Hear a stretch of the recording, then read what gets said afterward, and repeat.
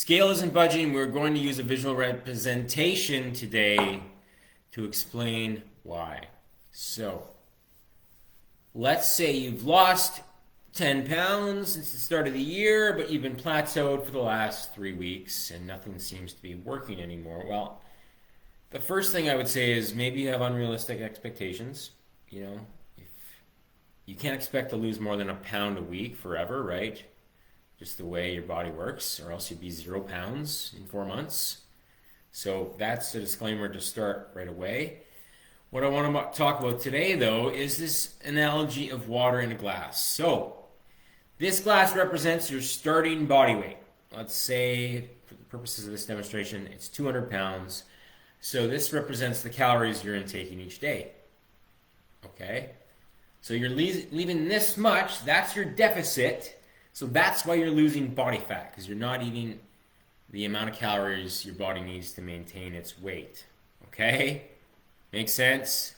Now this is your body 10 pounds down, 3 months, 2 months, whatever it was, from your starting point. And now those same amount of calories into your new body, oh God, we're going to overflow, right? And we'll stop there. Okay? Does that make sense? The same amount of calories is not going to create the same deficit in a body that's 10 plus pounds lighter. Just simple math, your BMR is less than you were when you were heavier. Now you can negate that quite a bit by losing quality pounds, not quantity. Maintaining muscle, perhaps building muscle, keeping your BMR as high as possible, and then using exercise to kind of compensate. But for the demonstration of this purposes, does that make sense? You may have to eat less to continue losing weight. Now that's if you're in a true plateau, okay? So maybe you aren't actually sticking as closely to your nutrition plan like you were to start. Those BLTs are creeping in, bites, licks, and tastes. Maybe you're not exercising as much as you were when you were really motivated to start. So instead of cutting calories from your daily total, maybe look at those two areas. It's a very nuanced thing here, right? In other words, it's not a simple answer. Now, if you have cut calories, you're doing everything right, and still not seeing change, I would look at a couple factors beyond just how much you eat, how much you exercise. How much sleep you're getting per night would be a big one, because that may not tank your hormones necessarily, but it has a cascade effect that leads to eating more and moving less. So getting your sleep to a place where it's consistent 7 hours would be something to address if you're not addressing that. Inflammatory foods, if you feel bloated from certain things, that could be masking fat loss, because your scale weight, if that's all you're looking at, could be up or even because you're holding more water, right? Maybe there's some sort of trigger, stress, or a certain food that's causing that. Maybe you've got to reduce the amount or intensity of exercise you're doing. If you're running every night and it's compromising your sleep, or you're overeating to kind of make up for that, that's something to consider, is cutting that back and just focusing on walking and strength training.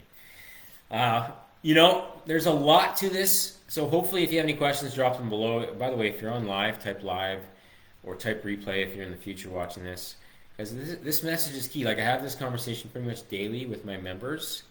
A member in our program that irrationally sends me a text that their scale's up, and that's because we're human beings and we think we're making progress when we see the number down. We think we're not when we don't, but the body doesn't work that way, right? There's scale fluctuations, water changes depending on what you did or ate last night, and we need to look for other signs of progress.